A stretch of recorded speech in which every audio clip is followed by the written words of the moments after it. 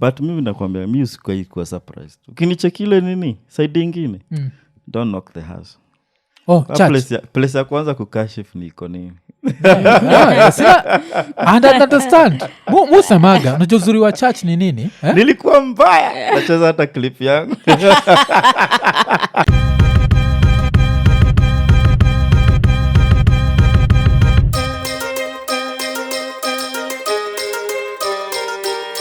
Iko Nini. Episode 369. Tukisema like, subscribe, hit the notification button, tell a friend to tell a friend. Yeah. Now the first thing that you need to tell a friend ni December 21st, Rapture The Scientist R and uncut 4 itakuwa ikigo down at Nairobi Cinema. Tickets unaweza zipata on MOOC, na hiyo link ya MOOC iko hapa chini. Check the link kwa description. Vile tumesema regular tickets ni 1500 shillings only. VIP tickets zinago for 5000 shillings. And leo pia apart from Ian tuko na the unknown influencer. And as the unknown influencer ulikuwa kwa the last show ilikuwaje? Rapture The Scientist Raw and uncut 3. Yes. Perfect show. Ilikuwa show yenye sikuwa na expect would be that awesome. The dude was ridiculously funny. I know tunamwatchingi kwa podcast and we think he's funny as hell. Yeah. Lakini during that day he was hilarious. The jokes were favorite just joke? Favorite joke. But which one stood My out? all-time Rapture favorite joke or just for that one? For that one. Okay, all time. Tunazana all time. My all-time favorite joke On a stand-up was I think Raw and uncut 1. Yes. It's on YouTube, by the way, on your channel, yeah? Yes. And he's talking about how in the ghetto people don't smash regularly or whatever because walls ni za mabati. Yeah. And the neighbor can hear everything. Sometimes neighbor anakushautia na kuambia ongeza volume. Yeah. Okay, That joke was hilarious.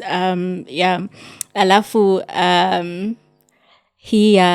the last one was when he was telling Zakayo ashuke. Yeah. I think people just have to buy the link to watch it because siifanyi justice. Yeah. Okay. So, Rapture The Scientist Raw and uncut 4. Looking forward to it, and cause tumekuwa tukimharas tunamwambia he has to do a piece about Murima. I feel like Murima has been betrayed. Ukiangalia Ian nowadays does not have that energy. Like nowadays anakujaga tu anasema like kuna joke Rapture amefanya majuzi na kile joke ya Rapture. Yeah. Ati niambie tu kitu dakika 5 nisahau mimi ni Mkikuyu. So watu wamekuwa na field na wasapere. Over the weekend nini unakumbuka nini yake inaitwaje nini zake akianza introduction zake gaine mwega hende shode na hende shode.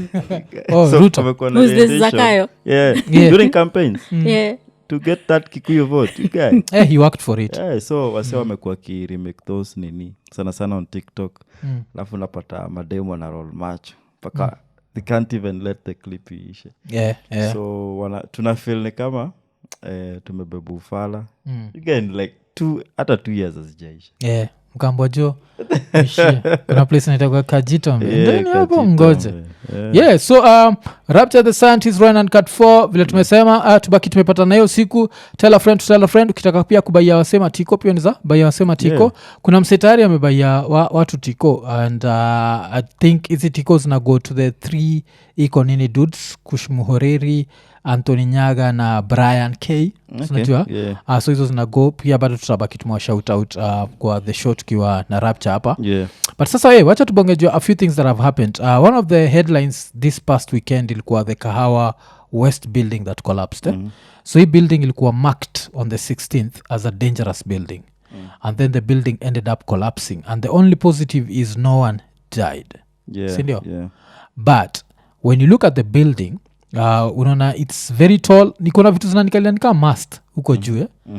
So apart from the weight of nini the network. Yes. Yeah. Paka nashindwa watu wa network walipoteza network wakiwekelea mast zao hapa. And the way the building collapses, I don't think it had those supporting rims. I don't know what they are called, but kuna kuagana hizi chuma utokaga from down zikienda juu. the concrete structures, yeah? Yes. Ni So beams. yeah, the Hizo beams, yeah. So zinakuanga pia na chuma. yeah, ziko na chuma ndani and then concrete around. Yeah. Like kuna some buildings zenye it's not a beam but it's a wall. A whole wall is considered a support wall, so you can't even like demolish it because the whole building will come down. Lakini hii ilikuwa inakaa imekelewa to like match boxes on top of each box on top of each box, which is sina Like nikalia kitu tunaweza jenga. Najua mimi nikijenga like to just come down any moment. But pia kuna hizi chuma zenye zinafaa kuwa ni za that kind of ikishapita like 3, 4, 5 floors hizi chuma wakuanga na gauges like sijui D20 whatever. Unapata zenye wao utumia ni kama very very cheap ones zenye you cannot even do a story building. Anakumbuka back in the days kuna chuo ilikuwa imecollapse yenye iliwa some nini iliwa ya watoi. Okay. Some few years ago. Na ile time sijui ilikuwa gani area gani. But ni few years ago waliangalia nini the engineer alikam kuinspect akaona hizo chuma zenye kwa zimetumika ni za nini, ni za keja ya kuku. It's not even a easy handle even human traffic. Keja ya kuku. Okay. Ulikuwa nasema ni tu chuma twingine. Unapata maybe hapa ni unaenda unahongana kwa city council kwa siku hizi kuerect any structure. Wana kama wanaangalia site safety, planning, kama una use the right materials, unachek. So a lot of people use shortcuts, unaona? Unaona kama wakikoroga beam, si unajua wanakujanga na kile kimixer. You cannot avoid such nini atiku uwezi feature those tracks because wakikoroga hizo maslabs lazima kuwe na hizo mamixer. Wasie wengi, it's like a 40-man team. So what they do wanafanyanga hiyo kazi on Sundays because kanjoa wako. So of course beshte yako ni umeenda umehongana pale kwa kanjo, amepatia barua ya ku clear the project. So alafu beshte yako kama ni simiti 5 unapata ni simiti 4. Hizo wanaenda wakikat whatever. So at the end of the day wewe si unacheki building yako na WhatsApp. Ukipiga simu ati kunaenda poa. Kunaenda poa. So there's this saying kama wewe ni I don't know, wewe ni foreman, by the time unamalizia keja ati unafaa kuwa na yako. The amount of stealing that you do. So sometimes they do not know. Okay, because this story nimecheki. It was in 2019, 23rd of September 2019. Kenya school collapse, 7 dead and dozens injured in Nairobi. Alafu kwenye Precious Talent Top School collapsed just minutes after the start of the school day on Monday. But ilikuwa structure ya mabati na mambao. So watoiwa saba walibaki wamededi. And kuna the school's director Moses Dirango blamed the collapse on the construction of a nearby sewer which may have weakened the foundations of the building. Watoiwa lidedi. And I think Kenya tumekam tukakuwa desensitized ikikam to story na buildings collapse. And it's very very sad that alafu pia ukiangalia articles ilikuwa blame game as 7 pupils die in classroom collapse in Kenya. So we made the headlines. We always make headlines for the last year ilikuwa Kiambu. Unakumbuka governor wetu akisimama on top of a collapsed building. Nakumbuka like this is so insensitive because we're saying maybe people might be trapped under or even the thought of guys being trapped under. Alafu sasa alikuwa anapeana speech. No, alikuwa na brief the media kama amesimama on top of the debris. So but that's last year, sindio? Either 2022 ama I think 2022. Nakumbuka ile ni kwa chuo. Ile kwa chuo hiyo. No. It was just a building. It was just a building. Yes. The buildings always collapse and there are no consequences. Na hiyo ndio shida mu havigina Kenya because hakunaga consequences. Nakumbuka like back in the days kulikuwa na hii series ilikuwa inakuja when we used to respect TV. I don't feel like we respect TV nowadays, but kulikuwa na National Geographic. And National Geographic ilikuwa na a series called Seconds from Disaster. Seconds from Disaster used to be about plane crashes, building crashes na vitu kama hiyo. And I've never forgotten, but I remember watching a documentary about a building that collapsed in Korea. So ilikuwa inaitwa the Sampung Department Store. So hii Sampung Department Store, this happened in 1995 and it killed a lot of people, like 500 people died, yes?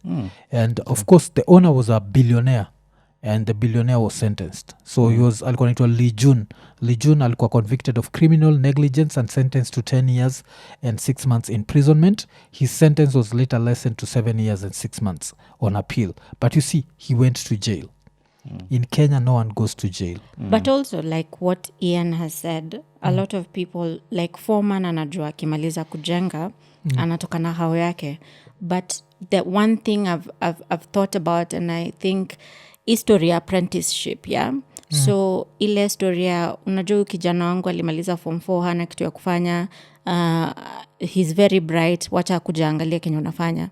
So one time this boy will go and watch some engineer or whatever's wakijenga. Akisha watch mara 4 afanye kazi hapo mara 5 build 10 homes, then the next time without any papers he's now qualified. Unajua kijana wa so alijenga nyumba ya nani, si umuite akujengea yako, hana any papers.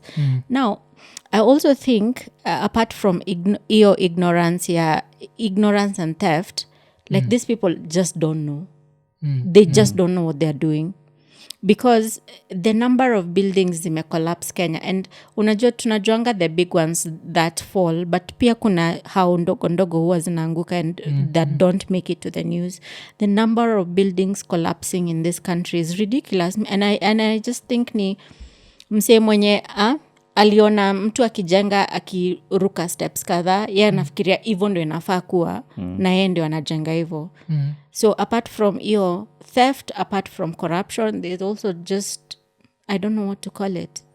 Pia mafundi ugraduate na ile miaka amejenga. Exactly. Unapata hivi ukienda Ocha, ile time utaenda Ocha kwenu, pata msee mwenye amekuwa seasoned fundi.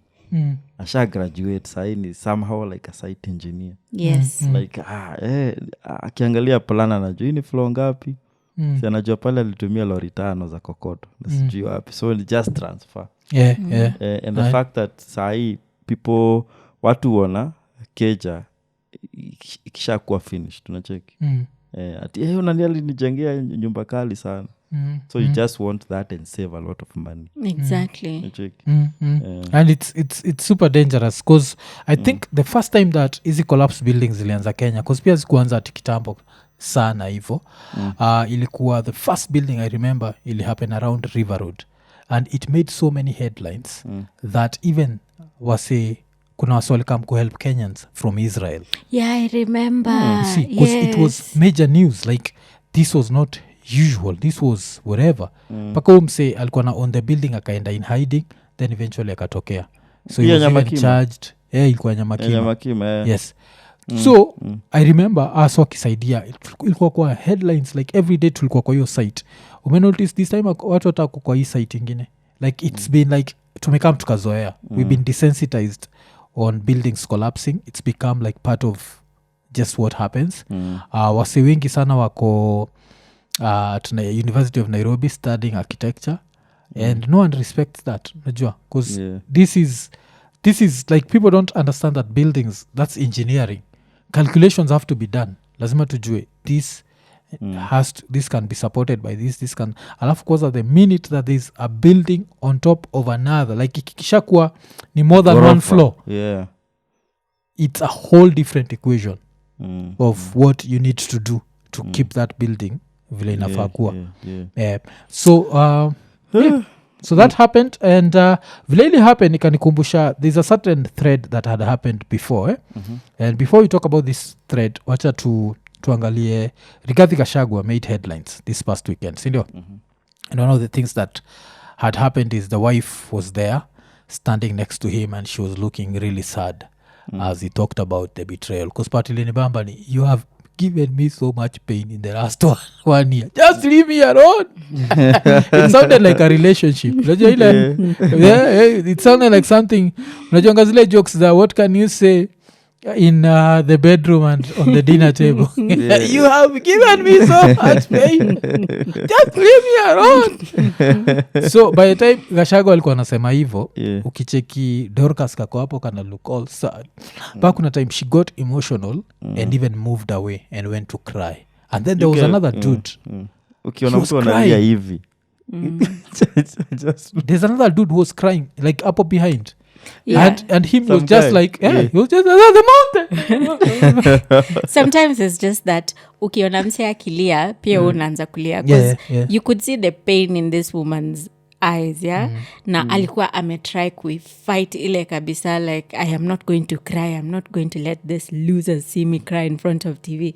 And then she starts crying and then you see the man uko, I think huyo mwanamume alianza kulia kwa sababu aliona and it was actually painful to watch her cry like that. I mean, it doesn't justify what they did, but it's nini alafu but you know the way Kenyans are heartless. Kuna Wakenya alikuwa nalia because of the budget ya office of the spouse of the of course ukiona hiyo do yote inaenda hivyo and I know like sio awako kama sisi whereby eti hiyo pesa ikiisha they have to start from scratch blah blah blah, but still these are people who are greedy and they want everything that they can grab, even when they have had enough. I don't know what enough is, but even when they have had more than enough, they still want to take and take. Alafu sasa pesa ya bure inaenda tu hivyo yenye ulikuwa uikule for the next 3 years, alafu unasikia imeisha in 2 years. No,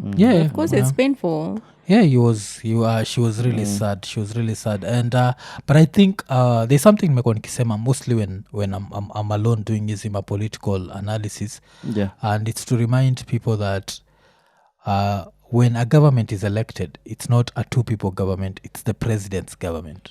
I think people get that twisted. A lot of people semaga Uhuruto. It was never Uhuruto. It was the Uhuru government. Watu wanasema Ruto Rigathi. It was the Ruto government. And whoever is the next president, it's going to be their government. That's why Kibaki government, nikikuuliza uname the vice presidents from this time to this time, utakumbuka? You see, like Kalonzo was Kibaki's vice president. Who remembers that shit?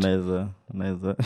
Just weird. The only vice president but yenyewe unaweza kuwa like ni Saitoti. That's it. And because of Moi. Yes, see, Moi was Moi. So kulikuwaga na hiyo element ya nini. But the reason pia niko nataka tubongeje history ya the Rigathis is there's a girl who tweeted, this was back in June.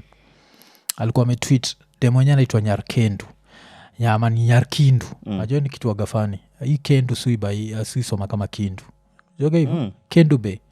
So mtu anatoka Kendu, tunasemaga Kindu, but we write it as K. So nakuwaga Nyarkindu.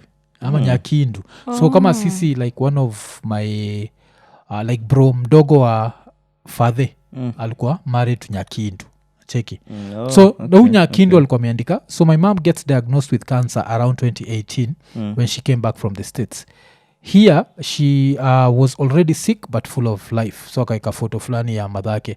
It was definitely a hard time for us and a lot had changed. We ended up moving to a smaller house, an apartment called Ridor, owned by Dorcas, Pastor Dorcas. So then she continues, as we are going on with the treatment, which was like 500,000 shillings a month for the chemo, things change. One night at around 3 a.m., a 4,000 liters water tank falls on us in the house, straight into my mom's room and destroys most of our stuff, and my mom is badly injured. Then akeka photo ya madhake, and you can see the way cancer had sucked the life out of her. Sindio?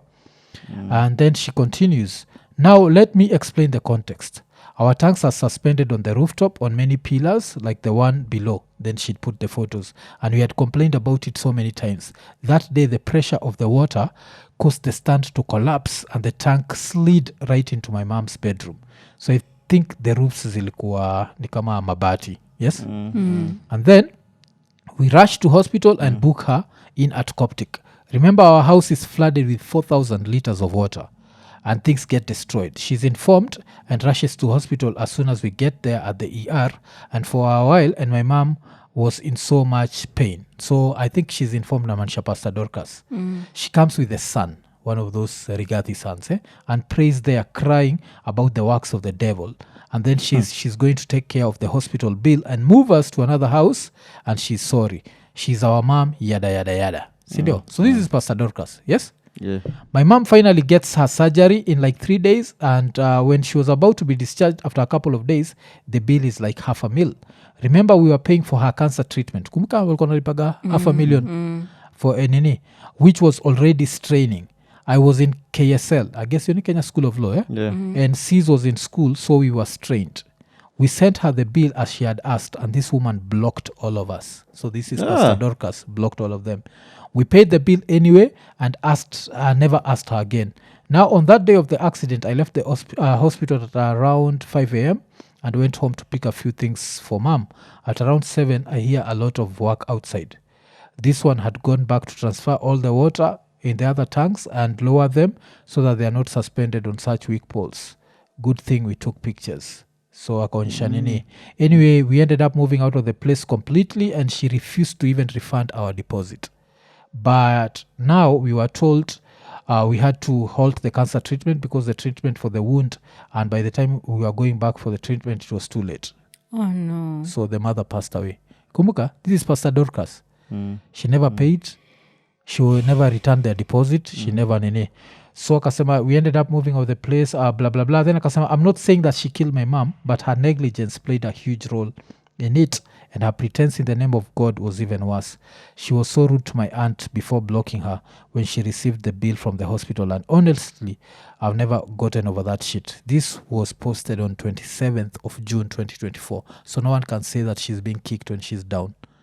So she's full of shit. That So as even we look at her... Before maandamano. Before the parliament maandamano. During. It was right after. Because maandamano only 24th. happened 25th. Yes. Yes, all of this was posted on 27th. Oh, okay. Oh, 27. Yes. But what does this say about the Rigathis? Because what does this say about them? It shows they are pieces of shit. So we can never, as much as tunaonea huruma for how they've been betrayed, sometimes I guess ni karma. Because if you've treated people who don't have money this way, you should be treated the same. Actually, mimi nimekuwa niki-sympathize na the office, but not the man.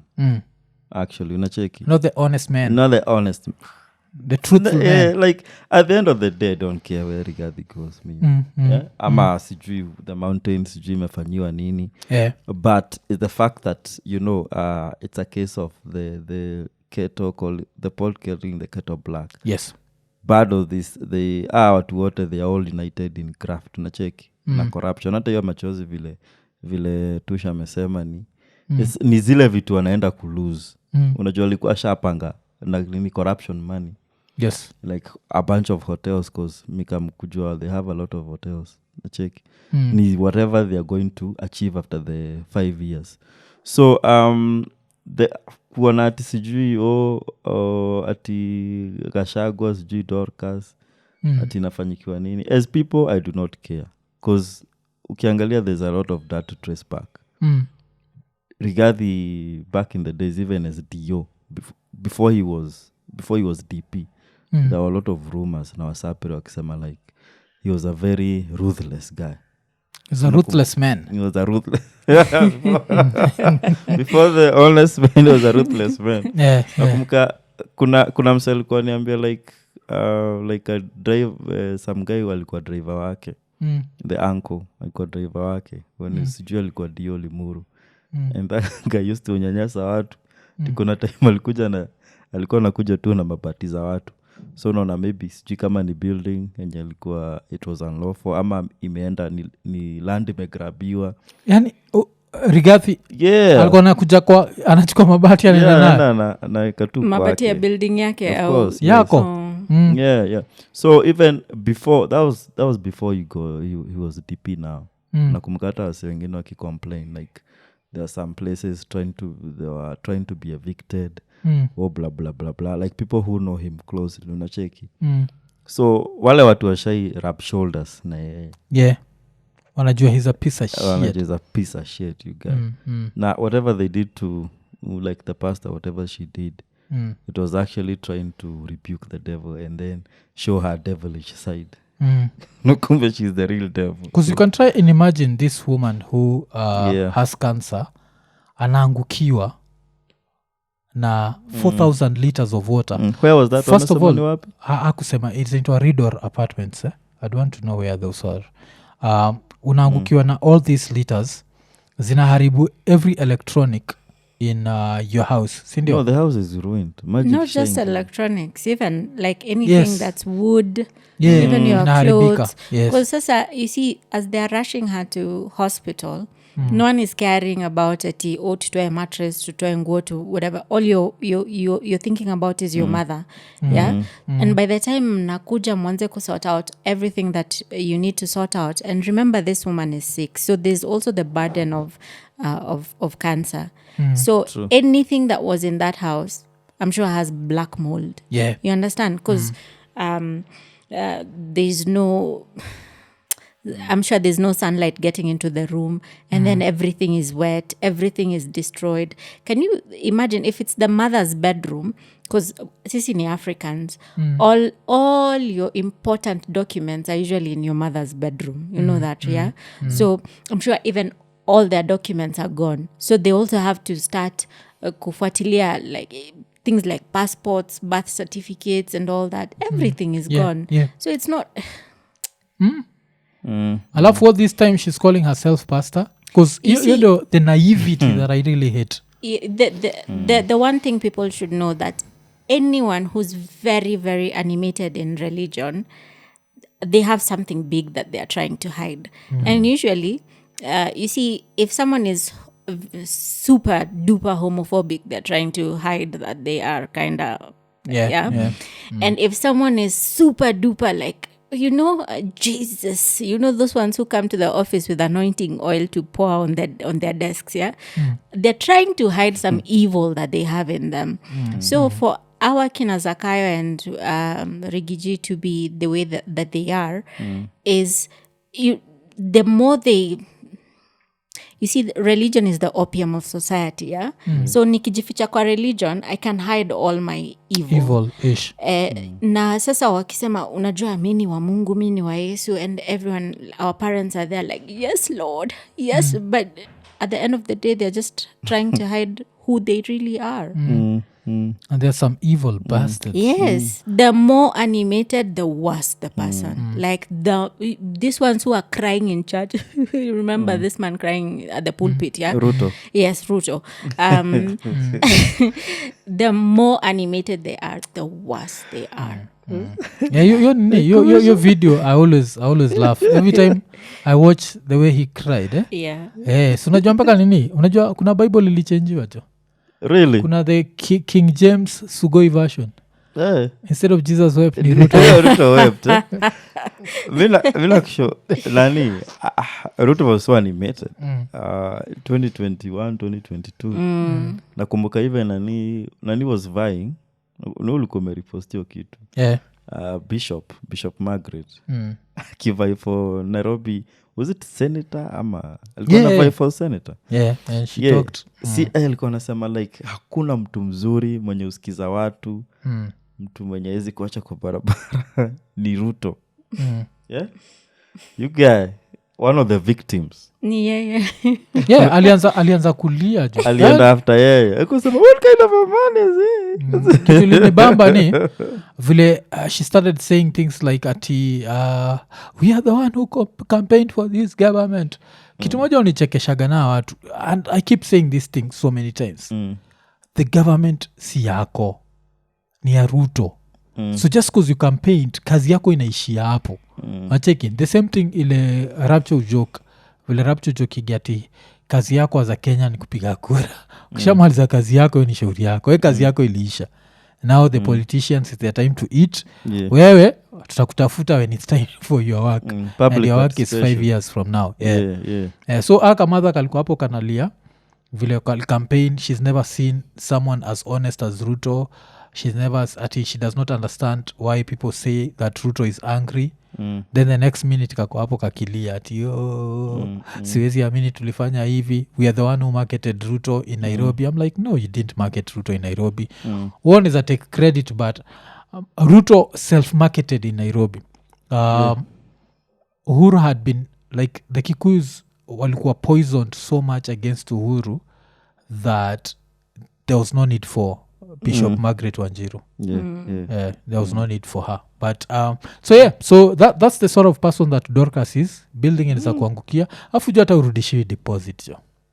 But mbona unaendelea kulipa rent after that? Si ukaya deposit ishe.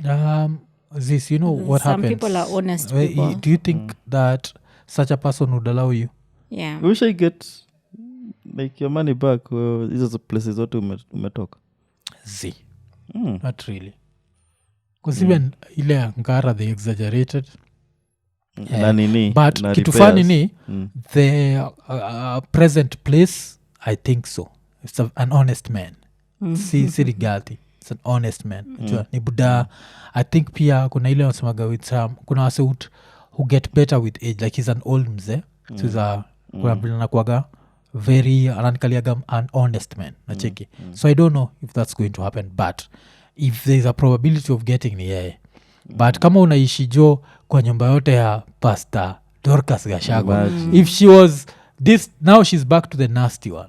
Utapata hapo umetumwa na Ruto kuniuma umetumwa na Ruto kunitoba kichwa. Hey, Pastor, don't use that language. Because I'm trying to see alisema she was even rude to us. I would like to listen to a rude Dorcas UK. But sasa lazima niulize hii swali before tutoke kwa hii story. What would you have done different from Gachagua? Because me I won't lie to you. Ningekuwa deputy president wa Ruto, ningekuwa tu namsikizaga tu. Number one, I'd be a snitch. Ukisema tu kitu mbaya juu ya Ruto, wamesema wewe ni matako. Alafu I'd be super humble. I'd just play my position even when he's betraying me. Anything that he changes, leo kiniambia tunaenda left is the right way. Alafu okay, left is the right way. Kesho akichange sema right is the right way. Go right is the right way. I'd be akamodho. Because I feel like hii ndio kitu imeletea Ruto shida. He tried to be Uhuru. And after Uhuru taught him how not to be Uhuru, now akakuwa even more ruthless with Gachagua. So, would you have done it differently? Nyinyi? If I was Rigathi, first of all ningekuwa tu tena a victim. Because unakumbuka this guy like nominated himself. And the fact that nani if where would ask yourself now, where would Ruto be if he didn't win? Najua maybe angekuwa amefirisika because he spent a lot of money. Not really. Ruto really. Sayujiwe kuna wealth ameamass. Yes, kuna hii yenye ameamass. He'd be depressed, man. Hata kama amefilisika. Hata zile makampani zake zingekuwa zina get these tenders whatever. But he'd be depressed, but sikufilisika. Mtu ameiba bana. Yes, he'll be kuku ministries maybe somewhere. But now say he liked the way aliweza kuintimidate even the nominated, even the Kindikis at that time. So Ruto alikuwa naona he had to just go with whatever is working. And maybe he just picked the ruthless man. Because akaliona say by the vile he's trying even to challenge me with my nomination. Let me just pick him. So actually Rigathi thought amekuwa sworn in as DP because of his stubbornness. Unacheki? And that continued even when alipata office. Niko nakwambia hata alikuwa na make nani akaye mbaya. Juu nani akitravel outside the country. Hii raya ilikuwa inaingia kwa office 5 in the morning.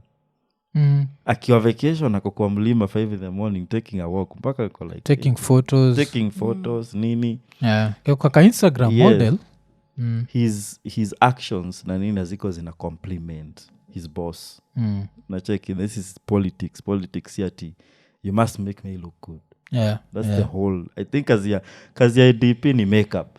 But like, what makes you look good?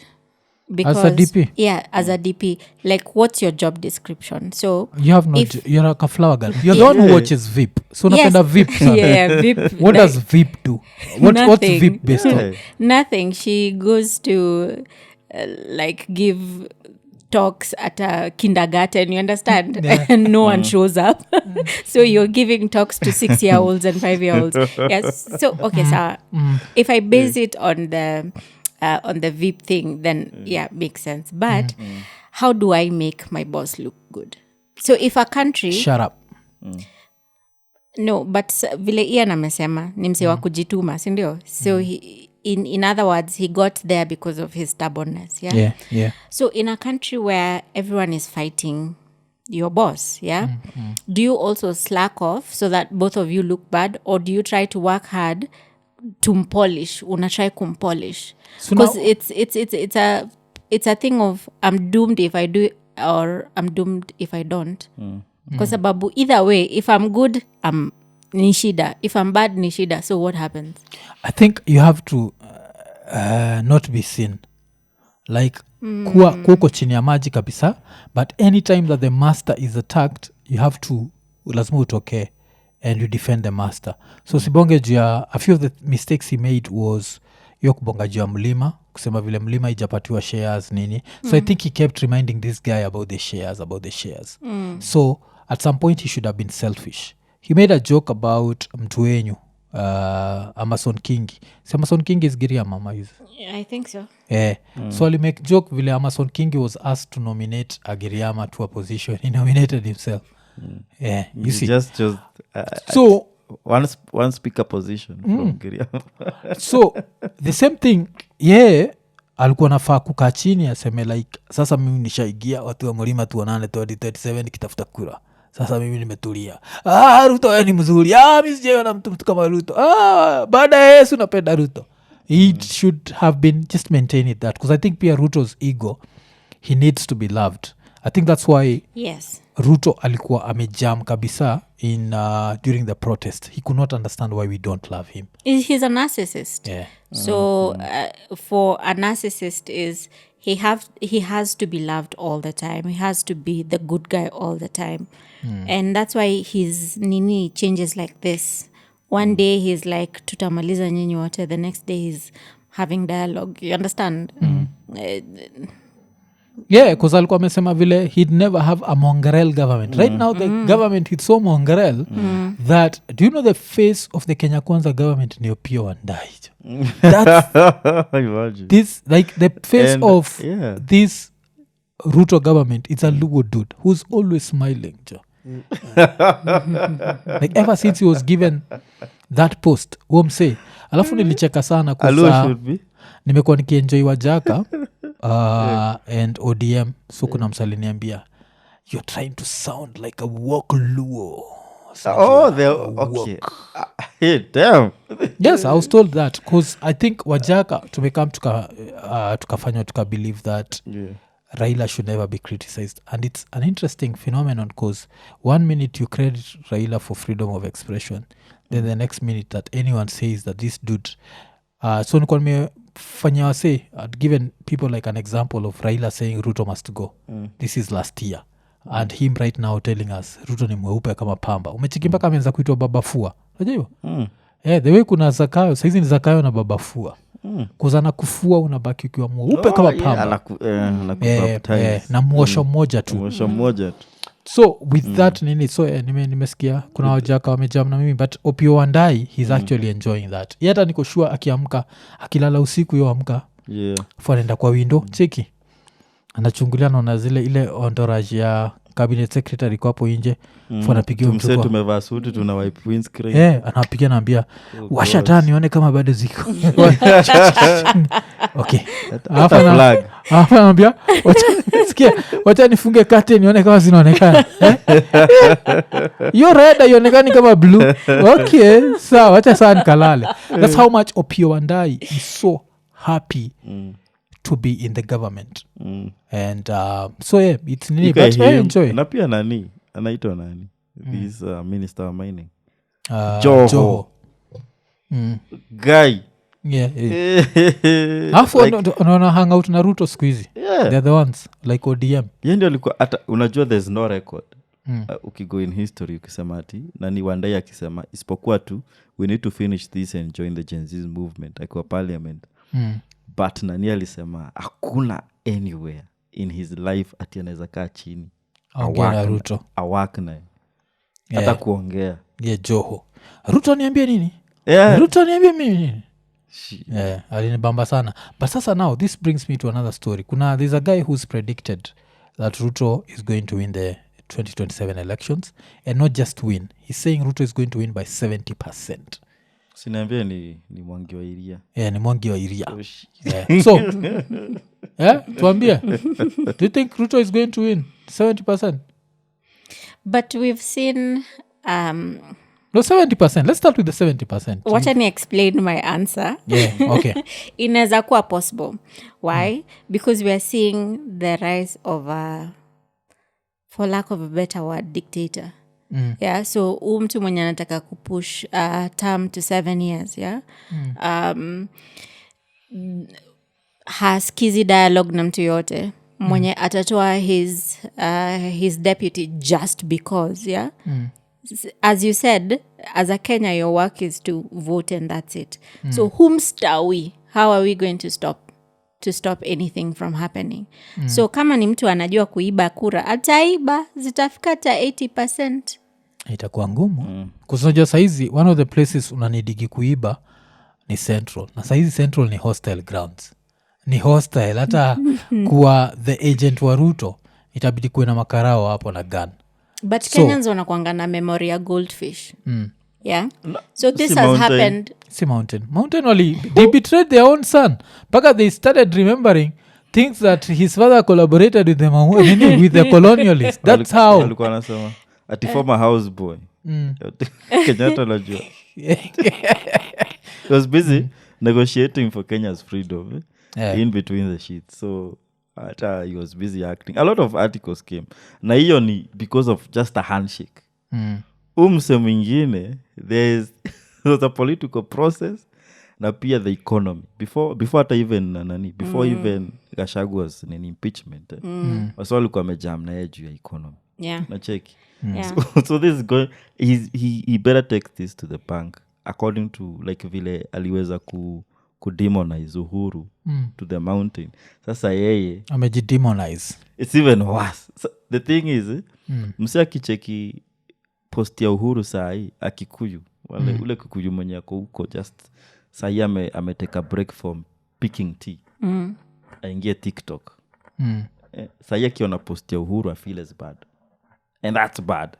Same way unaona a smiling Wandai it's something it raises an eyebrow unacheki. So imefika hiyo level. I don't know strategy yake ni gani. 70% maybe I use brutality because maybe I use nini by the gun and then maybe voters wake ndio maybe watatoke. So wacha niwaambie the reason why so I've complained sana kwa hii podcast that in Kenya right now if you have a criminal case all you need to do is show support for Ruto and then it's dropped. So there's this guy who was called Waluke had been jailed for 67 years ama alipe fine ya 2 billion. His case collapsed majuzi. Alienda huko Uluyani alitukana wasee. Aliongea vibaya. Kuko na vijana juu ya kesi wanaongea wananikojolea. Saizi nakwambia ende ukojoe huko. So that's him. Sikojoe hapo. On May 7th, your birthday, yes? 2024. Yes. Former Governor Mwangi wa Iria's wife charged in 562 million graft case, released on 5 million shillings bond. So if you're fighting a corruption case and you know support for the president guarantees that your corruption case is going to collapse, what are you going to do? You're going to support the president. So that's the reason why Mwangi wa Iria come out. Ni cause alishachukua maziwa ya mwananchi. Nataki hiyo maziwa irudi kwa mwananchi. So anajua akisupport Ruto hata nini hizi makesi zimecollapse. Huyo msee anaitwa Waluke, kesi yake ile collapse. So Mwangi wa Iria is hoping that akisupport Ruto kesi ita collapse. Mi saizi ikaa ni Ruto nakuwa tu mtiaji jo. Nikukosa shika yeah because you know the support is not genuine. And you know you've lost the mountain. I don't but you're think still there's- grasping at straws kwa sababu if you've lost the mountain and some Kikuyu dude comes singing your praises and it's still in your head how hakuna kitu inakuendea right, the normal mwananchi once you gone the people who are supporting you are no longer supporting you. Yeah. So huyu msee wa maziwa akienda mwambie sintakusupport, I'll give you my people blah blah blah, then he'll think maybe I'll get some few votes, some few Kikuyu votes from this, so ata support aezi nini aezi patiana watu tu hivo cause saizi anahitaji hiyo support. Alafu so there's this guy called Kibet Bull Yoko. So ameandika Ruto's week schedule is out. So on Sunday ameshikilia Biblia. Alafu angalia nizo zingine jo. Alafu it's so funny. I don't know how we came to associate your kichwa na Ruto. Like whenever you see that silhouette unajua gani Ruto. Shit, Williams Ruto? Umechikio ni Tuesday. Shit, yeah. I see Yeah. Tuesday What's and happening Wednesday. na Monday? Yeah, don't know. uchiki Tuesday na Wednesday. So that's Oh shit, Monday. Oh shit. He's Oh causing my Monday gosh. blues. Ni cash out Tuesday. Cash out Tuesday. Yeah. Na- Wednesday ni nyinyi. To anyone who thinks is not good, you better be smiling like Opio and I. Yeah, kama sivyo utabaki Juu umeshangaa. actually hii ya Sunday imenikumbusha Sunday ilikuwa ni Mashujaa Day, yeah? Na sema Bwana Yesu asifiwe. Like at some point because I think that sparked a lot of Sunday by the way kulikuwa kuna breathenary kwa machurch. Machurch wetu wamesema nini, mapasta wengi wamesema hii church that this government, because you know leadership comes from God. From God, Yeah. yes. Wanasema this government hawajui imetoka wapi, but si ya Mungu nacheki. Kuna huyu mwenye anajiita Teresia Wairimu, so unajua that ka veteran lady Yeah. akuanga na following kubwa sana mpaka hata Ruto I think have been there. Kunakuwa na msee mwingine pia ni msapere na nini, but unacheki sisi sasa hizi places zenye alijifamiliarize nazo nacheki na God ashaanza Kwa nini? But kitu criticize nini wase openly. But kitu imekuwa funny na hii story yote ni the pastors who've criticized him are mostly from the mountain. Najua hivyo? Yes, Alafu, from kitu- the mountain. Yes, na kitu interesting na Kenya, I've mentioned it before but I'm going to still mention it. Do you know that the most prophets in Kenya are Kikuyu prophets? Yeah. And this shows you how I respect the Kikuyu mind for business. Kuna time susemaga stereotypes are not true. But I'm sure Kikuyu alikaa chini akajuda nifugue hardware ama nifugue kanisa. Okay. Hardware nitahitaji stock inaweza kuwa dead stock lakini maobi ni maobi. Kanyari wacha watoe. Kumbuka vile Kanyari alikuwa na nyorosha wasee na ile so tatu. Ngoja watu wakitembea for healing.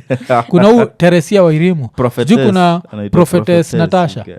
Kuna wengine pia ni Mkamba. Natasha kwa kimsapere. Natasha ni Mkamba. Natasha anaitwa Natasha nani? Reverend Natasha. Anakuwa msapere wewe jo. Hii ikikaptu Really? hii biashara. Hii biashara ya whatever. Moiro anakuwa Kikuyu. Mwiro. Sindio? Yeah, Ni wenyu? yeah, of course. Na sahii Pastor mtoi Nganga. wake pia Pastor Nganga mtoi wa Mwiro that older son as well has is started in the performing business. miracles. Yeah, of Yes. course. Yule alikuwa Alafu- dancer. Yes, walikuwa naitwa nani? Miracle something. Maximum Melody. Maximum Melodies. When I yes. see that I respect it. Unajua, when you see that because this is the only business where results don't matter. Unajua like results don't Yeah. matter. Alafu the more that you change your headquarters the more that you become more successful. So that's why unacheki like a lot of Even the Qners. yes the Qners. But mimi nakwambia mi usikuwa surprised ukinichekile nini side ingine don't knock the house. church. Place ya kwanza kukashif ni Ikonini. And I understand. Musemaga, unajua uzuri wa church ni nini? Nilikuwa mbaya. Nacheza hata clip yangu. Alafu unaweka the cheap effects, unaweka tupembe na macho za red. Yeah. Unaanza kuchambua hii logo ya Ikonini. Yeah, unasema hiyo red, hiyo ni damu. Ile tulipatia shetani, alafu black huko nyuma.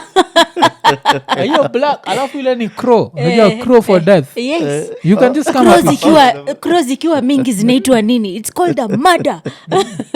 Alafu unaona hiyo street light kuna kabad kako juu. Exactly. Kana zima taa. Lazima tukae. Like nikwambia like mwafu na kunta kwa na kushow like guaranteed Sunday. Mbida kwa na kutumia kakitu. Yeah. Umeingiza. Na mimi siwezi mind. Sunday. You see, the best thing about the church business ni nini? Mimi vile nimekuwa hapa, si ndio? Na nimekuwa hapa nikisema that one day I can just switch and start preaching.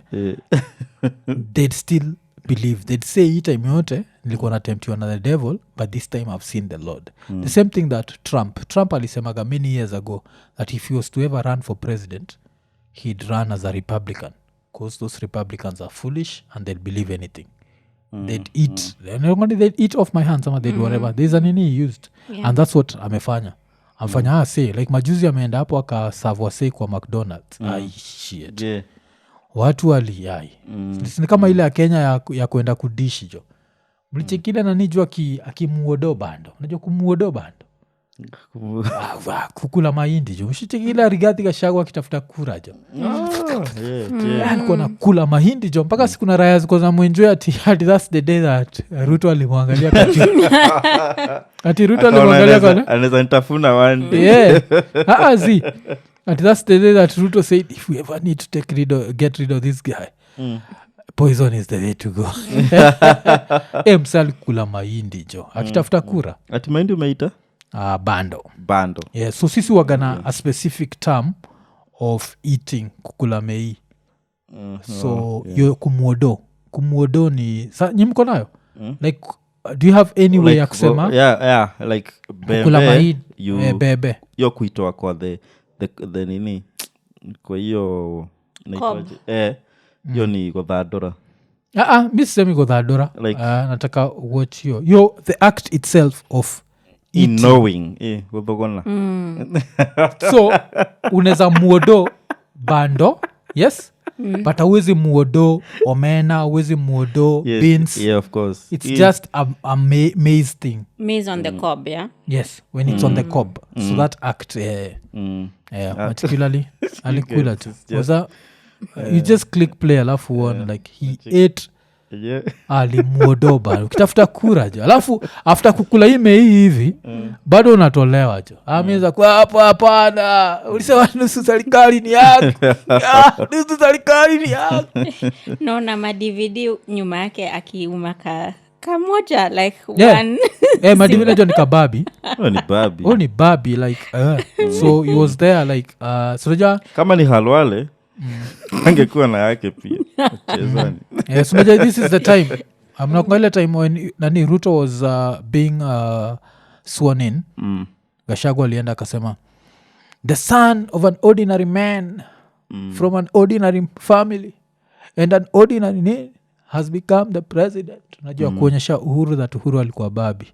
Na pia hii time yake impeachment akumkasewa kijoka nasema tumekuwa tukisikiza wealth ya Rigathi for the last 2 hours. Ati mimi by the time nimeambiwa skipad nishatangaza wealth yote juu ni tree top sijui wapi. How ordinary is that?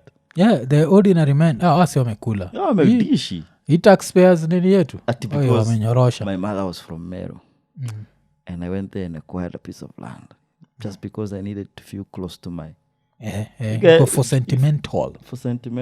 Me, I would love land in Olkalau. Yeah. But I can't. Yeah. You know, like so, tukitoka hapo acha tubongeje some bullshit. This is literally some bullshit, but I found it to be funny. Yeah? Kuna msa alikuwa ame city post ati ya Gen Z lawyer anasema objection your honor, the defendant is capping. Then the Gen Z judge says overruled, let him cook. Like the bullshit that we should expect in the future. Let him cook. I see he's onto something. Yeah, he's onto something. But now another story that happened weekend, and David D started defending his story housing, yes, affordable housing. So David D was saying we are one of the most rapidly urbanizing countries in the world. Today, every county headquarters has a slum. We don't have a choice whether to urbanize. The only choice we have is how to urbanize, planned or unplanned. And then he put photos of unplanned, in a pipeline, and then planned whatever they're making, which look very beautiful. Those houses are beautiful, yes? Where but are now, they were talking of places they are going to be made in all over, from Bomet to Homa Bay to Nairobi. Nairobi, I understand. Homa Bay, do I want to live in an apartment in Homa Bay? Right now, as we do a podcast, kwa TV ile iko mbele yetu, the screensaver is just green. It's a rural area in a developed place. Sindio? And you can see the way it looks. Do I want to live in an apartment in Homa Bay?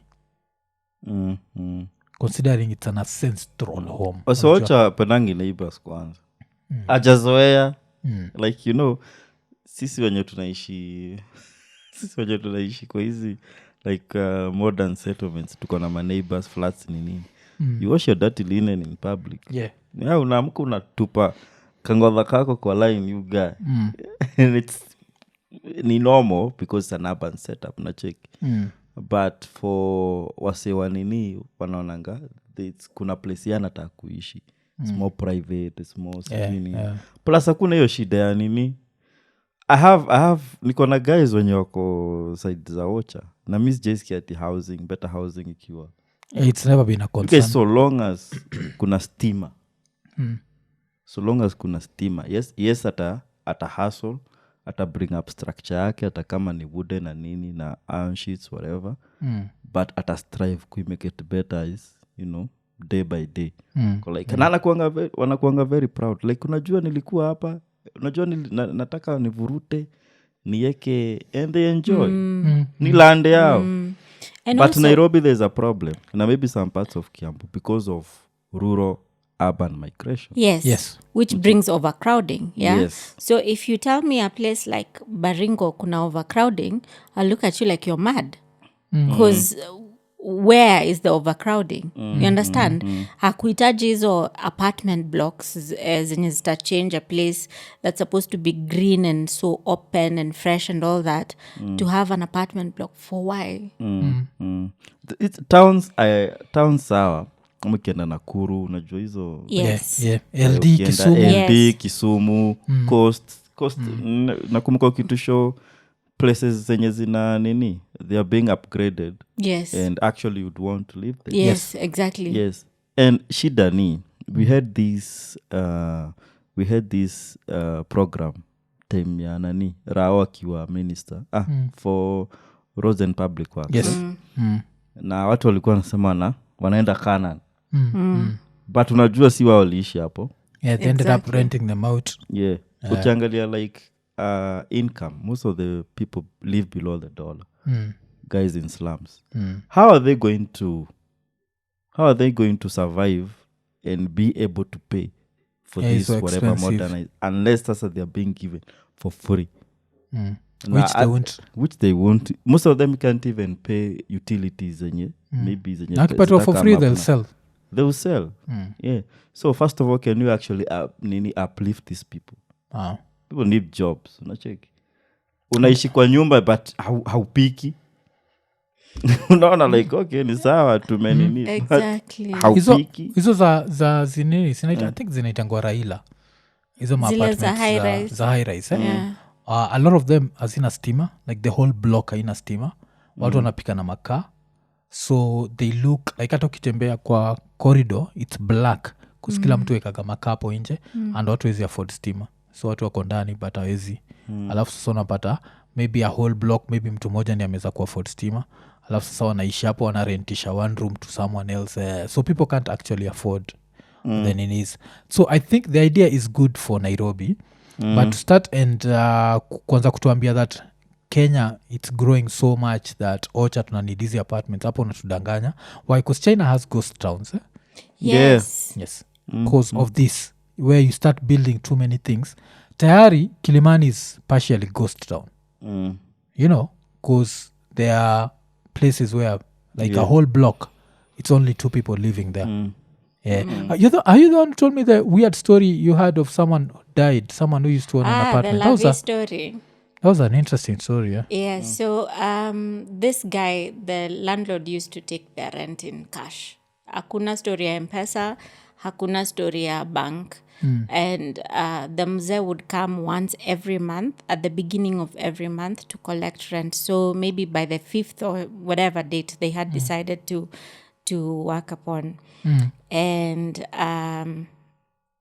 Junica block, maybe si hizi zenye ni a massive block, ni a small block, maybe at most iko na nyumba 8.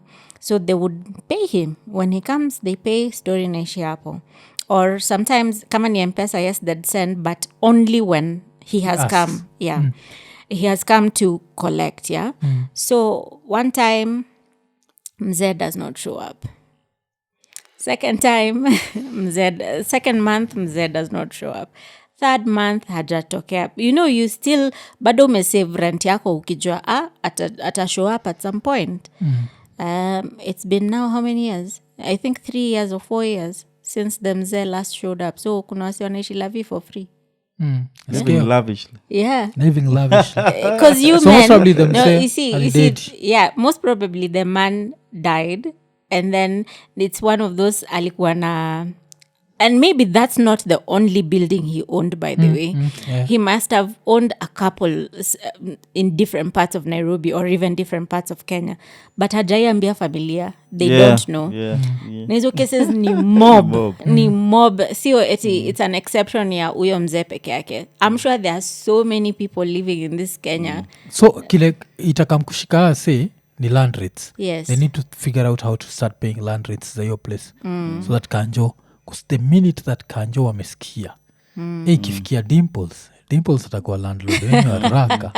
Hata msijidanganya. It sink deeper you that make sound. But also there's hata si a Dimples zikifikia Joe Mr. Sugoi himself akutu anapita hapo na entourage sema ile nyumba yangu ni hivyo. But also a lot of caretakers have become wealthy people because of the same thing. Nile I'm a caretaker of this building. There comes there dies and mi ndio najua na familia ya mzee haijui. Mi ndio naendelea kuokota rent and that's how nakafunga. Jumi ningejua ni place gani. Unashow up as a landlord. It's a grandson. Yeah, nyewe unawezatokea hapo. Like 3 years. Hata nawapatia waiver you guys. So 1.5 years. Huo mtu aliweka hiyo video anaonekana? No. And you can't see the building also? No, it was was a call that was made kwa hii morning show ya Maina and Kingangi. So this dude was telling Maina. And it went viral because someone cut that clip and put it on TikTok. And a lot of other people were saying the way ata uku pipeline kuna wazee wengi, they own buildings and their families and wives don't know about them. Yeah. Na uko sasa you see kuzogopa kudedishwa. Exactly. Kuna bishte yangu kwa mad. The dad alikuwa najua na pass cause alikuwa na late stages za cancer. Ni ile tu naputiwa medications za painkillers tu whatever. Inakuanga ni palliative ama? Inakuanga what? Ile like we're just waiting to die. Yani zina kumake tu get too comfortable. Yeah. Walikuwa mejama niambia sai buda ni aniambia tuko na keja easily. He died like 2 days later. But sasa umse alikuwa na cause akona he was going through something na biashara zake and then that day he had to leave kwenda na bishti ya budake sijui kwenda kucheki keja somewhere else na cheki na kuna ase yes naweza kubali kuna ase wanakuangana like investments zenye napata hata the kids do not know about yeah, yeah. And then wana did pap malafu it ends up being nini nenda but at least that one did good yeah. Yeah. So alafu lakini hizo zote ina depending where the property is ikiwa ni property prime someone will notice immediately because let's say msel can try to buy your piece of land Yeah. and all of a sudden ana call and no one picks up the next thing jo una check ushacheki hizi zilo happenigi ka area ya South Sea and what why the next time jo mnashtukia jo raya zimekuja kuwa evict jo alafu mna evictiwa kwa bila notice because Kenyans know nini so womse alipatia nayo story it was a good story to give but it was also stupid that's one of the secrets you should take to nini because if Mr. Dimples decides he wants to know that place he'll find it out yeah he'll figure it out kutatangalia to 3 years nani alistop land rates azijalipwa the last 2 years and this person was consistent hata notice alafu teme wacha tuanze kuangalia death certificate waanza kutafuta alafu wajuani au mse alafu now they come for it but now the other question would be is there a way for families kuenda kucheck records za lands kujua the properties that mtu alikuwa na own Yeah. Iko Sikayare tu. Iko even now Sindio? there's a way you can Yeah. find Ndio, out basi But you au see- na family kabisa basi inakaa a lot of people like they hide the secret ile kabisa like hautashuku how many men are paying rent to their wives right now na hawajui yeah, kuna kuaganayo there's so many family in Nairobi I think maybe 20% of people are paying rent to their wives they don't know that your wife owns the place you live and at the end of every month kwanza nini caretaker yuko mkali sana to you and it's actually part of it and if that woman goes you wouldn't know ungeshuku the way you've been struggling even hata anakwambia hakuna pesa ya maziwa and all that ungeshuku that they own all this no people hide their wealth yeah I think wanafaa kuwa umeschedule tu ka email fulani kale like if I don't cancel this email after 1 month it sends like automatically saa shida ni kwe ujadedi kwe inakoma afu naamka You want enough. afu inakuwa like okay ukinini but so imekuwa ni episode 369 369. yeah and vile tu tumesema tunaendelea kufuatilia hizi stori za maimpeachment na nini Yeah. lakini kama unaishi Ridor Plaza jua jo saizi hautacheka jo kuna vile utajua haujui bcause tukimalizia mlicheki like on Tuesday all the staff were blocked from entering the office Yeah, deputy. yeah, I feel like ADP. that's petty ama? Yeah. And everyone was fired Yeah. all the staff members were fired does that make sense No. Does not make sense. because it's Those not guys Rigathi were- who employed Yeah. everyone kila mtu aliblokiwa from accessing the building and everything I think I read somewhere this kadem karigiji asha drop sijui where she work place of work yeah. kwa hata handle alichange zake. profile picture yake jo Ni? alikuwa na hapo kaa nacheka na rigiji alafu saizi jo ni yeye tu Cheki akiwa na peke watu. yake nawezi blame njua Siwezi. But also, like when we were on the streets shouting, Ruto must go, and part of the reason why we were shouting, ilikuwa this illegal offices that they have created, including the office of the first daughter and blah blah blah, and they said, "Oh, we can't just remove these people because they have contracts." Yeah. Suddenly, contracts hawa wa VP zilienda wapi? zimeenda tu hivo Ai. Ati na kulikuwa na the even nini? office of the nicknames Yeah. Like come up with slogans nini sahi DP's office ikona sijui what ni rapid response team or something. Yeah. But RDU. what happened to these people's contracts? They just been told their Sahi contracts are in maybe a place wako- called Kajitombe wameambiwa, yeah. you just go there and check out the contract pale iko alafu najua wezi zusha unajua unaweza kosa job place ingine kenye saizi sindo unasikia watu wanasema I never knew that Ruto who was my friended brother such a vicious man such a vicious man when I was in hospital fighting for my life he's such a vicious man so and tuna hope this was a vicious podcast, so kama kawaida vile susemaga like, subscribe, hit the notification button, tell a friend, tukimalizia 369 tukisema Iko Nini. Iko Nini.